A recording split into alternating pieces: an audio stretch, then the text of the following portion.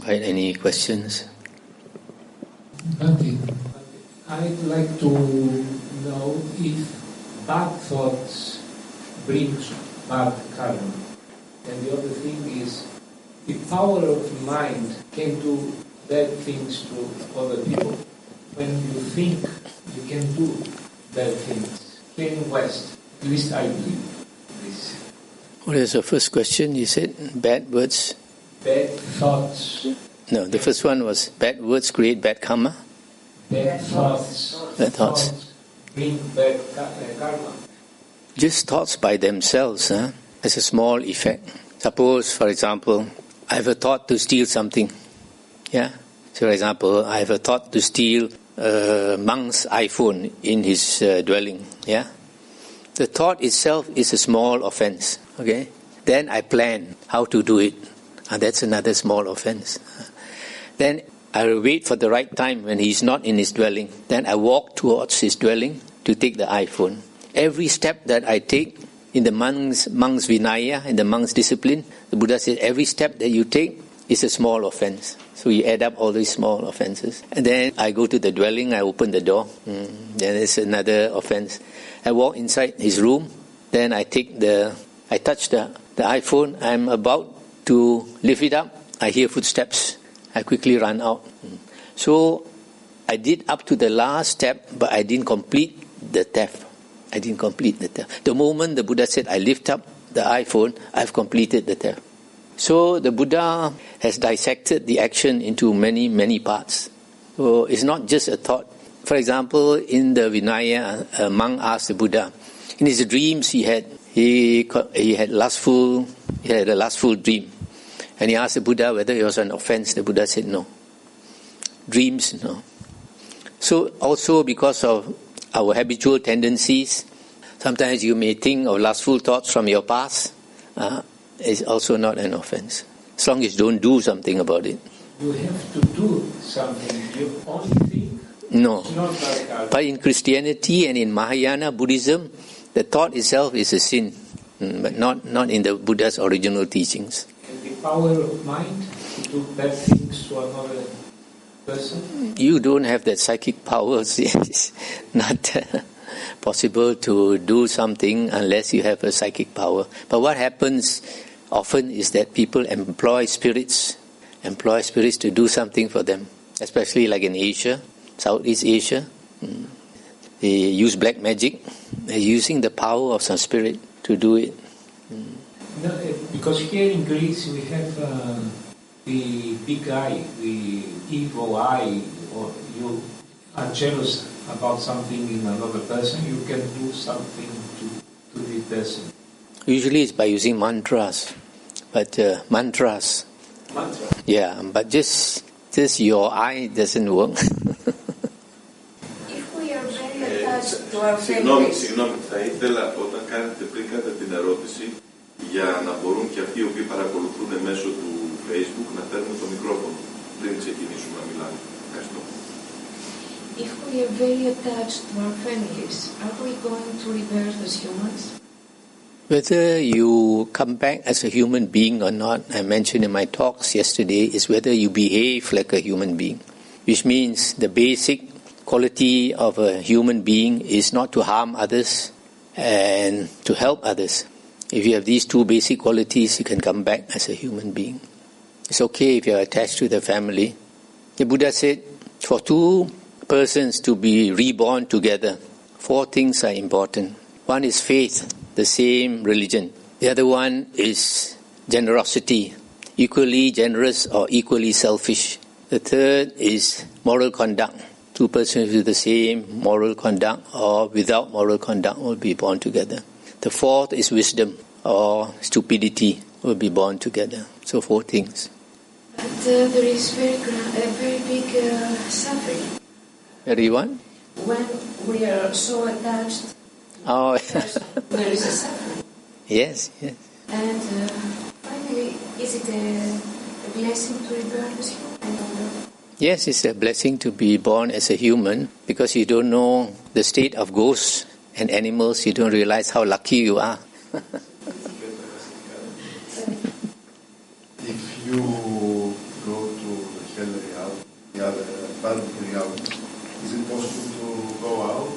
Oh yes, definitely, because life is impermanent.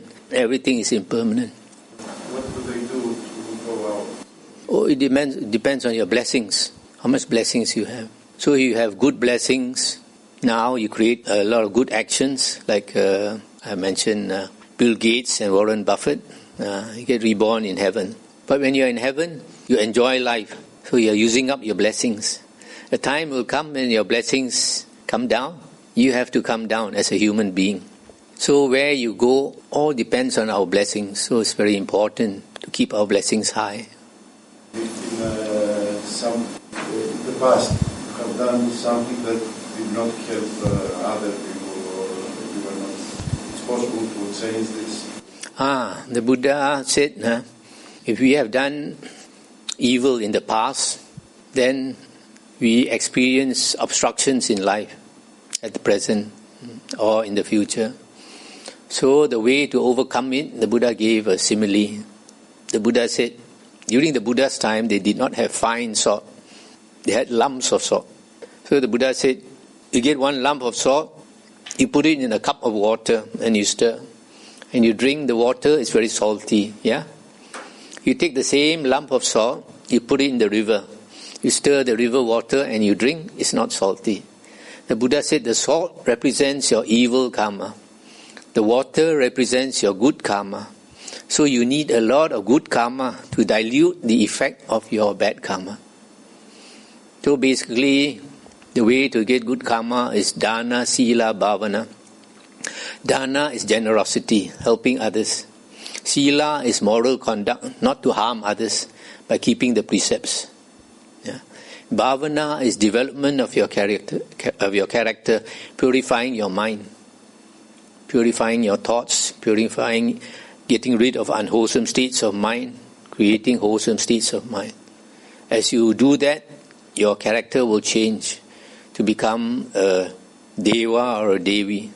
And if you have a good heart, you have the character of a deva or a devi, you'll be very happy in this life. You don't have to wait until you go to heaven. You can experience happiness of heaven in this very life itself. Bhante, I have one question.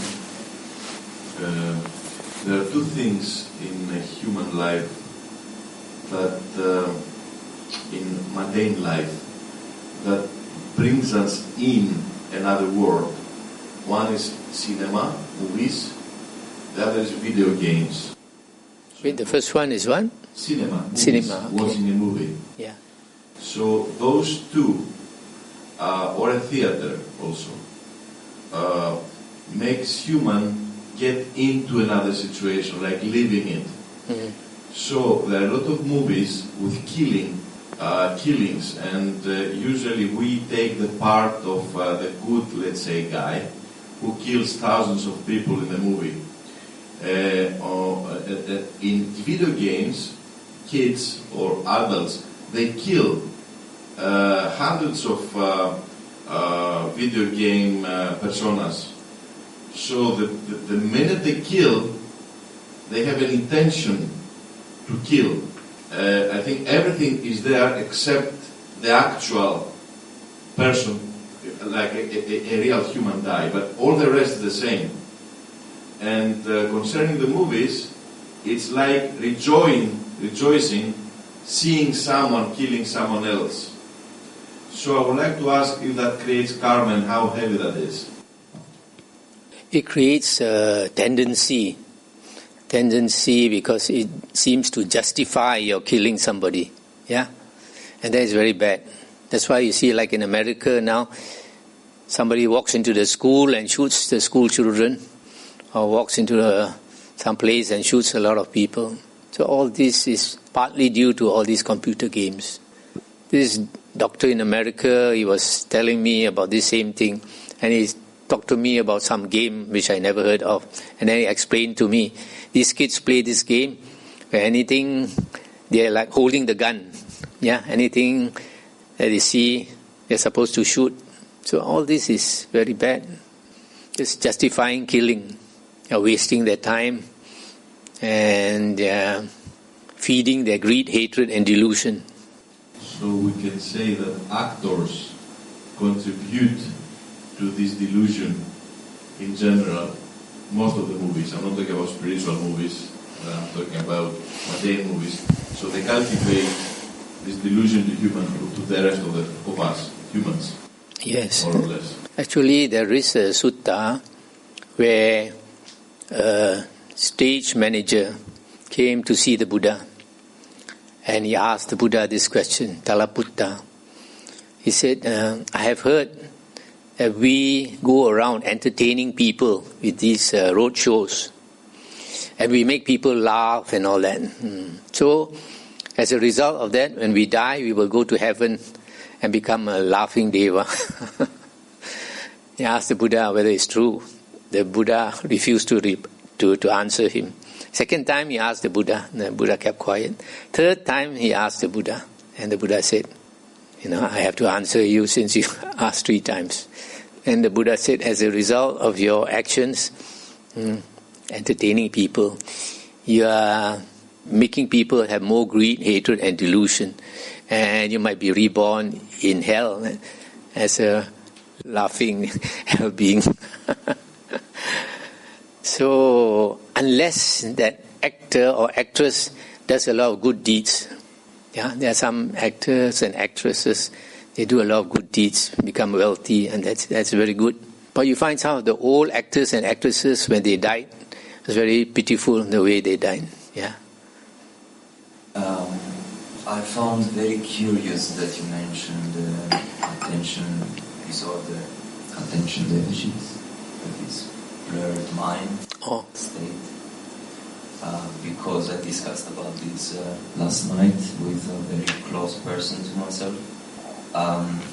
Also, I've been said before that me personally, I've been throughout my life a bit easily distracted, and I think before 2 years I didn't have any awareness of the state of myself.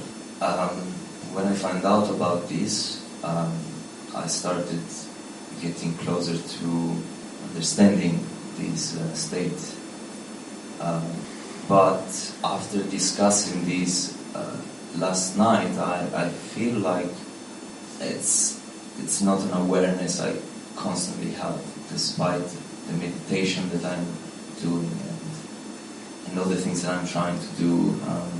And I think this is something it would be nice to be solved, because on both a spiritual level and on living in this world for the time being.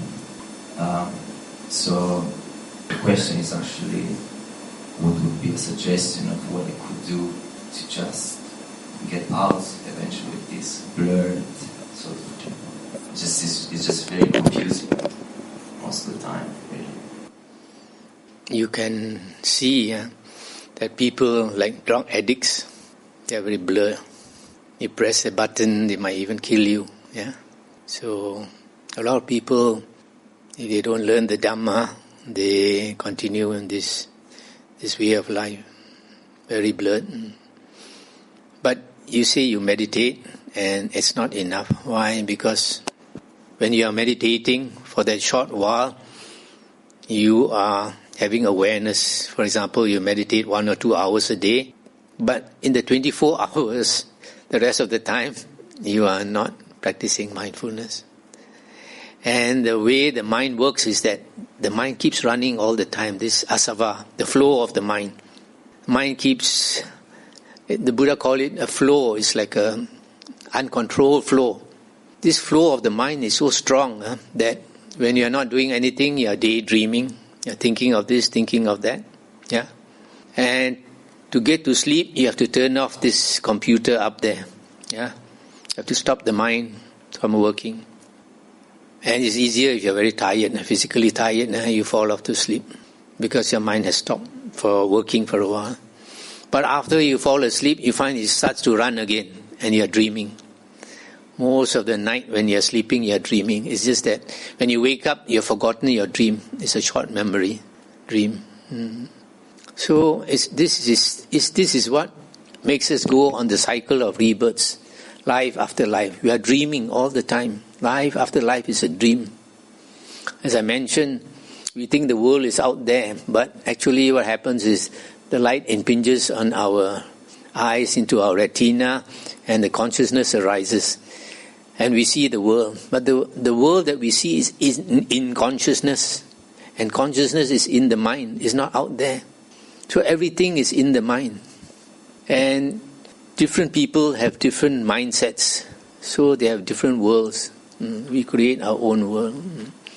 So it's very important to have a clear mind so that you have a good world, you create a good world.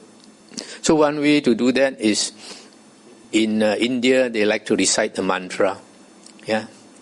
In Buddhism you can recite a short verse, for example, Namo Tassa Bhagavato Arahato Samma Sambuddhassa, homage to the Blessed One, Arahant Samma Sambuddha. You keep reciting that. So your mind, you have a whole of your mind. A lot of people, we don't have a whole of our mind. Our mind is running all over the place. And that gives you a lot of suffering, mental suffering. So you try to do that. Do some chanting throughout the day. They will keep you mindful. Bhante, I wanted to ask if the stream enter Sotapanna, do they have greed, hatred, and delusion? And if they do have those, do they ever break the precepts? Sotapanna, first path or first fruit, Arya, still has greed, hatred and delusion. In fact, only the Arahant does not have greed, hatred and delusion. But the second fruition, Arya, the Sakadagamin, has reduced greed, hatred and delusion. And that is because of attaining jhana. The second second fruition, Arya, the Sakadagamin, he must attain either the first jhana or second or third jhana to become a Sakadagamin. And because he has strength of mind, and the greed, hatred and delusion has reduced. As far as breaking the precepts? No. The Buddha says once you become an Arya, you will not be able to do any serious offense that will bring you to the woeful plains. You see, like a person who is a Sotapanna, when he comes back in the next life, he has forgotten the Dhamma, like our Buddha. So unless he learns the Dhamma again, he might do things like killing a rat, killing a bird or something, but it's not a serious offense. Bhante, talking about killing animals, killing an animal as a child, that is a serious offense. No, as a child. Animals, a lot of kids, especially in the 60s, 70s, my age, it was a common practice to kill ants or flies or even bigger animals with BB guns. Or how serious is this? In the Vinaya, for monks, the monastic discipline, is a heavy offense for a monk or a nun to kill another human being or ask somebody to have an abortion. That is a serious offense. But to kill animals is a minor offense. And another question is, if you have a relative who is in, let's say, in intensive care, and the doctor said that this person is in a coma, and they ask you what you want us to do, do you wish to unplug this person and give him or her a rest, or keep going? My personal opinion is, if you plug it out, it's like killing the person. So what is the point? But if the doctor says, well, this is the best thing to do and there's nothing else we can do, so where it lies the decision one has to make in order to comply with Dharma? Of course, if it's somebody that you love, you will try to prolong a person's life as long as you can. Then after a period, you find that there's no hope and that person might be suffering more than it appears, then it might be okay. But it's totally up to that person involved, up to family members to make the decision. It's a hard decision to make. So it's not wise for one person to make that decision. It's better for the family to discuss and come to a conclusion. If you make the decision yourself, one day you may regret. Yes, but if other people are involved, then maybe they will regret as well. So it's a matter of one take all the responsibility and let the people free from guilt, let's say, feelings. Do this in full conscious about it. Yeah, but you should try to prolong as long as you can struggle on. I've heard of the case of a lady who was in a coma, and the doctors was telling the family to stop all this life support system. And the family discussed, and they decided to wait longer. And then this lady woke up one day and told them everything that they discussed, she heard. So it's very hard to say. No more questions? It's an opportunity to ask questions, because next session will be at 6. When my father died of cancer, he struggled a lot. He was not able to let go, so he was really in a lot of attachment to life. And I was there, I tried to calm him, but he was holding on. Then for a while I walked out to go and eat something, and then when I came back he was dead. And I have some guilt that although I knew, I had a feeling he's going to die, I left him. It was hard for me, but this keeps coming, this guilt sometimes, that I was not there, although I felt he may die. And my sister was there, and she told me that at the end he was calm just before dying. So it seems he let go of the fear, and so that was okay. But I carry a little bit of guilt still that was not there. I think you should let go also.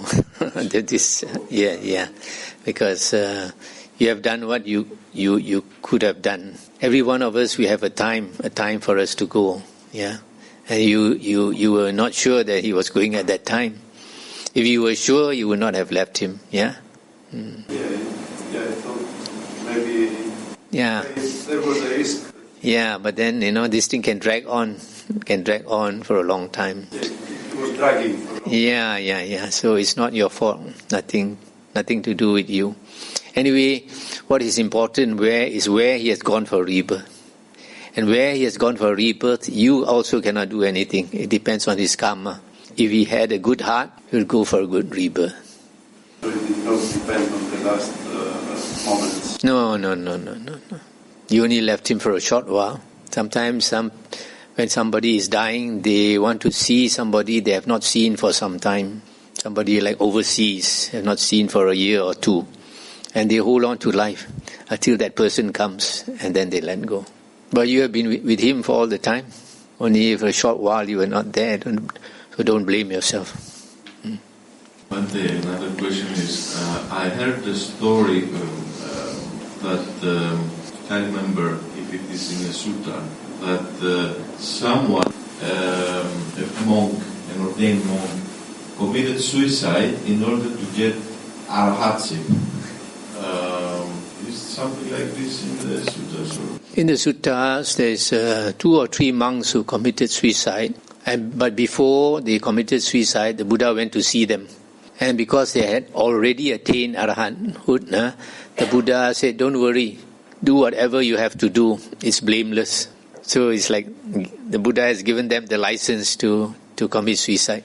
But that's because they have finished their work. So it's not like killing. No. Killing is killing a human being, killing a being, a human being. But arahant, there's no being. There's a vegetable left behind. No suffering involved. Evil is when you harm somebody, cause somebody to suffer. Here, he wants to reduce his physical suffering. And how about in Mahayana, they're talking about Now we're going to make it a bit more interesting, the conversation. In Mahayana, they're talking about skillful means. And this is justifying certain actions for a good cause. For instance, they're talking about Buddha when he was a bodhisattva. He killed a human being in order not to allow him to kill 500 merchants in a boat, I think it was. What is your thinking about this? This story was probably created much later. But say suppose an armed robber breaks into your house and he wants to steal or something and rob, and somebody, maybe your daughter, sees him and screams and he tries to stab your daughter. Then to protect your daughter, you have to do something drastic to stop him from killing your daughter. And maybe what you do might kill him, but that is because there's no other way. Yeah. So it is not really killing, because the evil karma of killing is premeditated murder. You have to have the intention to kill somebody. But when you are defending somebody, you have no intention to kill. You just want to stop him from killing somebody. But he has to start doing it. He breaks into your house and you think he might kill my daughter and then you kill him first. That is wrong. And about killing now, some people kill out of hate. I think most of the people kill out of hate. But there are certain people who kill without emotions, either because they're professionals, they don't know the victim, they just got paid to do the job, and actually they have neutral feelings towards the victim, and they just kill with no hate. But other people kill with hate and passion. What is the difference? Do they have different results? For example, General Rommel, I don't know if you have ever heard about him. He was in Afrika Korps, a German general, and he used to talk about war or battles without the hate. Like, and that was, he was telling to his soldiers that you have to do your job as a soldier, but you should not hate your enemy. And actually, the story says that he was quite compassionate with the prisoners of war and everything. So, is there any difference between someone who kills out of passion and hate with someone who kills? There should be a difference, because hell has many levels. So if you have a lot of hate, you'll probably go to a deep level of hell. Yeah. So like when we were young, we did not know the Dhamma. Sometimes we kill out of ignorance. So the intention is not so strong. So it's not such a big sin. No problem. Just now Michael said the person who kills, let's say, is a soldier. Partly because I think he was in the noble able path, in the wrong livelihood. Yeah, like soldiers in war, they kill because they are under orders to do it. So the karmic consequence would be less. There is an interesting episode in the monks' monastic discipline, Vinaya. Devadatta was one of the Buddha's disciples who meditated a lot, and he achieved the various jhanas and achieved psychic powers, and he was very proud of it, and he showed it to the prince, and the prince was so impressed. The prince every day would offer him 500 dishes for his lunch every day. So the Buddha, he had so many disciples, some of them were not interested to listen to the Dhamma. They wanted to achieve psychic powers, and their ego became very big. So Devadatta was one person, a Buddha's disciple, who did not get right view. After he achieved psychic powers, his ego was so big, and one day when the Buddha was old, he asked the Buddha to step down in front of all the monks. He said, Bhagava, you are so old already, let me take your place. And then the Buddha scolded him in front of all the monks. The Buddha said, who do you think you are? I never asked Sariputta, my right-hand disciple, to take my place, or Moggallana, my left-hand disciple. You want to take my place. And the Buddha said, you are like spittle. People spit out. Nobody wants. He was so angry, he decided he wanted to kill the Buddha. So he tried various ways to kill the Buddha. One of the ways he tried was he asked the prince Ajatasattu to provide him with men to do something. So Ajatasattu was a great fan of his, so Ajatasattu got a few men and told them, whatever this Bhante wants you to do, you go and do it. So he called the first man. He said, you go to where the Samana Gautama is. Our Buddha was called Samana Gautama. In such and such a place in the forest, you kill him and come back by this road. And after this man left, he asked 2 men. He said, you go, this man is coming back by this road, you kill him and come back by another road. And he asked 4 men to kill the 2, asked 8 to kill the 4, asked 16 to kill the 8. So they left one by one. The first man went to where the Buddha was. He was surprised the Buddha was sitting there waiting for him. And he thought, must be the Buddha knows what I'm coming here to do. Put down his weapons and asked for forgiveness from the Buddha. I said he was ordered to do this. The Buddha said, never mind, you sit down, I will teach you the Dhamma. The Buddha spoke the 4 noble truths to him. He attained stream entry. So then the Buddha told him, you don't go back by this road. 2 men are waiting to kill you. You run away, another road. So he ran off. The 2 men waited and waited and waited. This man didn't come back. They started to go look for him. They came to where the Buddha was. They were also frightened. The Buddha was sitting there waiting for them. They also threw down their weapons and bowed to the Buddha. The Buddha said, you sit here, I'll teach you the Dhamma. They listened to the Dhamma, they attained stream entry. 4 men came, attained stream entry. 8 men, 16 men, all attained stream entry. So you see, to attain stream entry, you don't need to have sila. You need to only listen to the Dhamma. If you listen to the right Dhamma, you will become an Arya. And after you get right view, become an Arya, you will naturally uphold your sila, moral conduct. I have also another question now. If you can, it's not a question, it's asking you to explain a little bit about meat eating. A lot of people, especially vegetarians, they believe that Buddhists, as Buddhists, they should be vegetarians as well. All Buddhists should be vegetarians, because if they are not vegetarians, that contradicts love and compassion to other sentient beings like animals. And I would like you to talk a little bit about meat eating, the approach one must have to this. Okay, when the Buddha was struggling on the path to enlightenment, he tried various practices. One was thinking that the food we take contributes to whether we become enlightened or not. So he tried to eat particular foods, for example, a particular type of grain. And after trying for some time, he finds that he does not make any progress. He'll try another type of grain. And then it does not make progress. He'll try another type of grain. He keeps, and then later a type of fruit, only this particular fruit, nothing else. And then it didn't make any progress. He tried another fruit. He was also a vegetarian. So all this, finally, he found that it doesn't help in the spiritual path.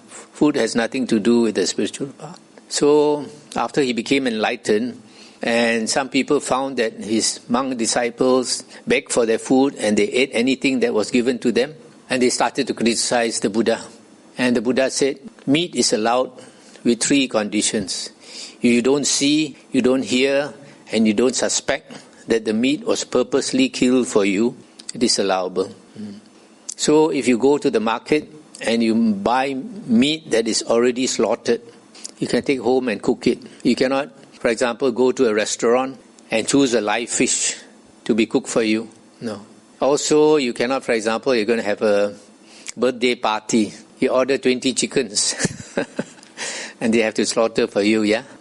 So you only can buy what is already slaughtered. And there are various reasons for this.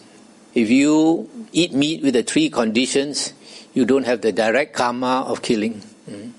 People say if you eat meat, then it causes people to kill more. That's true, but that is worldly cause and effect. It is not karma vipaka. Karma vipaka is intentional action. You must have the intention to do. For example, if you are driving on the road and a small kid runs across the road and you hit and kill him, You did not have the intention to kill him. You don't have any evil karma at all. But you did the killing. Yeah. So it's the same. As long as you don't have the intention to kill, it's okay. But also another reason is the Buddha had the wisdom to see that even if the whole world become vegetarians, there will still be killing. The pigs and the cows and the goats will multiply so much, they'll be going all over the highway. Yeah.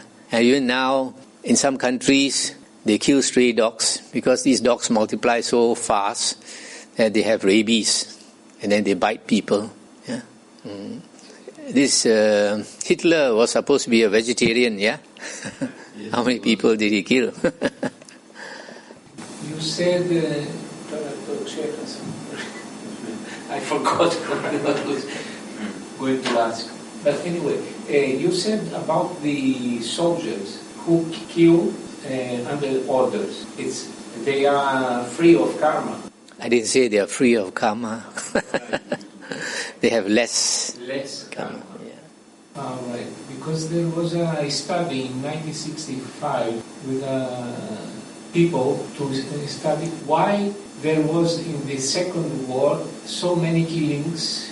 And they found out that if you give orders to kill, they do without hesitation because they pass the responsibility to the order givers. But anyway, I think everybody has a choice to do the killing or not.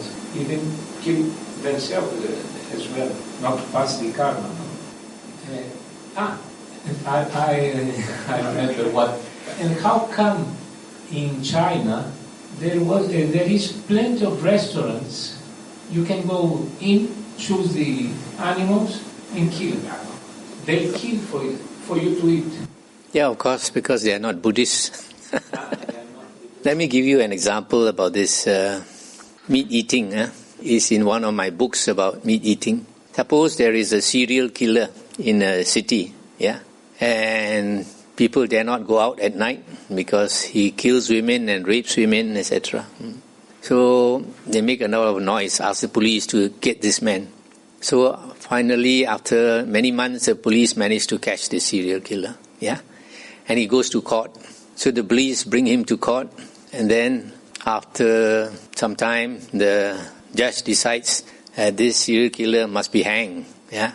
So he's brought back into the prison, and the day of sentencing, the prison guards will bring him out of the prison to the place where he has to stand, and then they get somebody to go to the side. He's standing on this platform. Somebody goes to the side and pulls the rope or something, and where he's standing, the door suddenly opens. He falls through that door and he's hanged. But it seems he doesn't die immediately. What happens is his neck, the bone is broken. He's hanging there for some time before he dies. Now who has the greatest karma? Somebody is killed. Yeah? Is it the hangman? The hangman will say, I'm only obeying orders. The judge is the one who passed the sentence. Yeah? I'm only doing my job. Then the judge will say, I only spoke. I only said that he is to be hanged. I didn't do the hanging. This is the man who did the hanging. Yeah? So who's to blame? And then the police, are they blamable for catching this man? And then the people in the city who made all these protests to catch this man and hang him, are they involved? I think the most karma is borne by the person who pulls the rope. He's the one who has this direct killing. Second is the judge who passes the judgment. The police, I think, don't have any karmic offense because they just caught this man. They didn't do anything to him. And the people who asked for this man to be hanged, they have a part in it. If they just kept quiet and the judge passed this sentence, they have no part. But they asked for this man to be hanged, so they have a small karmic offense. So it's the same with the meat eating. The man who slaughters the animal, he has the greatest offense. Second is the person who rears that animal and sends it to the market to be slaughtered. That's why in the sutta, the Buddha said there are 5 types of livelihood a lay person should not engage in. One is to buy and sell human beings, like slavery. Nowadays, people catch children sell them to become prostitutes and all that. And then the second is rearing animals to be slaughtered. Another one is selling liquor and drugs. Another one is selling weapons. Another one is selling herbicides, insecticides that kill insects and worms, etc. So that means also that in a restaurant, if you have a restaurant, you are selling meat. If you are selling live meat, yeah. Not dead meat. Dead meat. Like meat, like from already the market. Already slaughtered. Yes. It's okay because you don't have the direct karma. But of course that is karma. Yeah.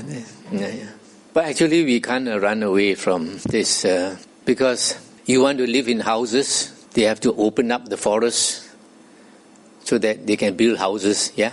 In the process of opening up the forest, animals have to die. Yeah. You want to use electricity, they have to dam the rivers. When they dam the rivers, a big area is flooded, animals die. So life is like this, you can't... Also about insects, because we have the insects in our houses, like can be cockroaches or rats, and it's not possible to have this in the house like crawling over the food or... so in these cases, you usually ask someone who's a specialist to put poison or do something. How is this? But you don't have the intention to kill. I mean, you don't want to kill them, but there's nothing you can do. But some of this problem can be eliminated. The cockroaches and the ants are there because there is food to eat. So if you put the rubbish bin in your house, they will multiply. So you have to put the rubbish bin outside your gate. Then they will go there to eat, the ants will go there. And then if you are very untidy, after your meal, crumbs of bread is all over the table and on the floor and all that, then these ants come and they multiply. So if you are more careful, even they are inside the house, slowly they will become less and less and less. Shall we continue tomorrow, this evening? Just I want to add on to this Brother John, the case when he said Sotapanna, he has to cut down the tree. Add on to that, three of the factors he had to cut off to be a Sotapanna, not to say cut off, this is suppressed, what I call that, personal will, what I call that, then Silapata Paramasa, the rights and rituals, and the one is dog, the three factors. You have to suppress for the Sotapanna. You just need to listen to the true Dhamma, the original suttas, and attain stream entry, the first path. After some time, if he continues to study the suttas and practice according to the Dhamma, then the wisdom will mature. After it matures, and then that person attains the first fruition, Sotapanna. At the time when he attains the first fruition, Sotapanna, the three factors will fall away naturally. He does not have to make the effort to get rid of these three factors. Okay?